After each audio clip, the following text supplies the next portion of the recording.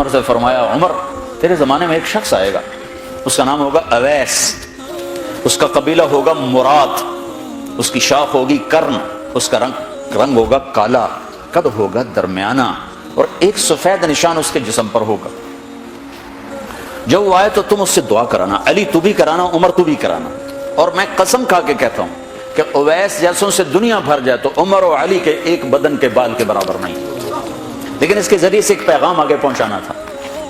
تو حضرت عمر اور حضرت علی حیران ہو کر دیکھنے لگے کہ ہمیں کہا جا رہا ہے کہ اویس سے دعا کروائیں، وہ ہم صحابی وہ تابعی۔ تو آپ نے فرمایا اس نے ماں کی ایسی خدمت کی ہے، جب وہ ہاتھ اٹھاتا ہے تو اللہ ہاتھ واپس خالی موڑتا ہی نہیں۔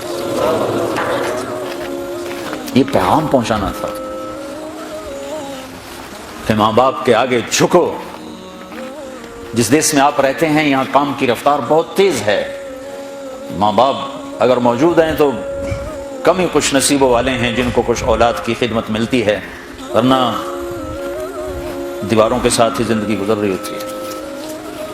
تو عمر رضی اللہ عنہ جب خلیفہ بنے تو ہر سال حج کرتے تھے، ہر سال ان کو ڈھونڈواتے۔ اب مجھے یہ نہیں پتا درمیان کے کوئی سال ہوں گے کہ ایک سال آپ نے حج پر سارے حاجی اکٹھے کر لیا، صرف اپنے سامنے کا کھڑے ہو جاؤ، سب کھڑے کر لیے، کہنے لگے بیٹھ جاؤ سارے یمن والے کھڑے رہو، تو سارے بیٹھ گئے، یمنی کھڑے رہے۔ کہ سارے یمن والے بیٹھ جاؤ، قبیلہ مراد والے کھڑے رہو، تو سارے یمنی بیٹھ گئے، مراد والے کھڑے رہے۔ اس سال میں یمن گیا جماعت میں تو اویس کرنی کے گاؤں گیا، ان کی جگہ پیدا ہوئے، جو ان کا قبیلے کے لوگوں سے ملا، اس علاقے سے گزرا، دیکھا کہ اچھا یہاں وہ ہستی پیدا ہوئی تھی، خشک پہاڑ ہیں، بالکل خشک پہاڑ۔ پھر آپ نے کہا مراد والے بیٹھ جاؤ، کرن والے کھڑے رہو، تو صرف ایک آدمی باقی بچا۔ تو آپ نے اس سے پوچھا تم کرنی ہو؟ کہ جی ہاں۔ اویس کو جانتے ہو؟ کہ جانتا ہوں، میرا سگا بھتیجا، میرے بھائی کا بیٹا، لیکن وہ تو تھوڑا پاگل سا ہے، آپ اس کا کیوں پوچھ رہے ہیں؟ تو عمر رضی اللہ تعالیٰ عنہ رونے لگے، کہا وہ نہیں، تو پاگل نظر آتا ہے۔ پھر آپ نے پوچھا کدھر ہے؟ آیا ہوا ہے حج میں ہے؟ کہ جی ہے۔ کدھر ہے؟ کہ جی اونٹ چرانے نکلا تھا عرفات کی طرف۔ تو حضرت عمر نے حضرت علی کو ساتھ لیا اور دوڑ لگائی اور پہنچے عرفات کی طرف، تو دیکھا تو ایک آدمی ایک کیکر کے درخت کے نیچے نفل پڑ رہا اور اونٹ اس کے چاروں طرف چل رہے ہیں۔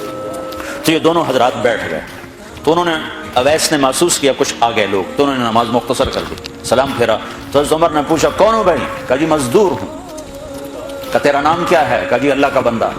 کہا بھائی ہم سارے کے بندے ہیں، میں پوچھ رہا ہوں جو نام تیری ماں نے تیرا رکھا وہ کیا ہے؟ تو وہ تو پہچانتا نہیں تھا کہ عمر کون ہے، علی کون ہے، تو پہلی دفعہ حج پہ تھا۔ وہ کہنے لگا تم کون ہو میرا انٹرویو کرنے والے؟ انٹرویو تو میں اپنی طرف سے کہہ رہا ہوں۔ کہا تم کون ہو میرا پوچھنے والے؟ تو حضرت علی بولے یہ امیر المومنین ہیں عمر بن خطاب، اور میں ہوں علی بن ابی طالب۔ پھر وہ ایسے ایک دم گھبرائے، دونوں کو سلام کیا، میں معذرت چاہتا ہوں میں نے پہچانا نہیں۔ تو عمر رضی اللہ عنہ نے فرمایا ہاتھ اٹھا، ہاتھ اٹھا۔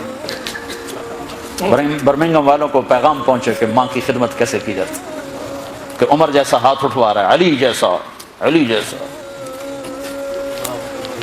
تو وہ کہنے لگے میں آپ کے لیے کیسے ہاتھ اٹھاؤں، میری اوقات ہے کہ میں آپ کے لیے دعا کروں؟ کہاں، ہمیں ہمارے نبی کا حکم تھا کہ اویس آئے تو اس سے دعا کروانی ہے، کہ جب وہ ہاتھ اٹھاتا ہے تو وہ ہاتھ خالی نہیں آتے۔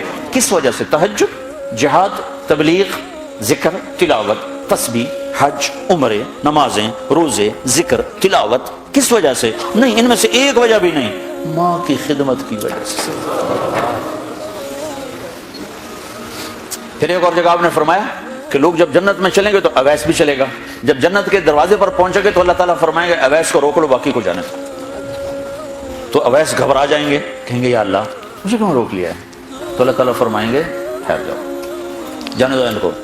ہاں بھائی اب یہ سامنے جہنم کے لوگ کھڑے ہوئے ہیں، تو شفاعت کر، تیری تو فعل لاکھوں انسانوں کو جنت میں ڈالو، تجھے اس لیے روکا ہے کہ تو شفاعت کر، جدھر تیری انگلی اٹھتی جائے گی ان کے لیے جنت لکھتی چلی جائے گی، ان کے لیے جنت لکھتا چلا جاؤں گا، جدھر جدھر تو انگلی اٹھائے۔ صرف پونڈ ہی سب کچھ نہیں، مائیں بھی بہت کچھ ہے، صرف پونڈ ہی سب کچھ نہیں ہے، باپ بہت کچھ ہے۔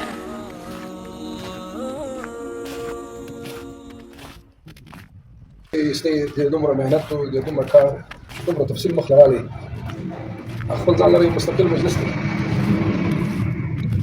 الله جل شانه دې پر اخلاص مدني هم کړي امين او الله دې په خپل دربار کې قبول او مقبول او منظور وکړي محنتونه چې الله قبلوي هر عمل چې د انسان وي په هغو کې الله یو شرط ګرځولی دی چې هغه محنت له غرضه خلاص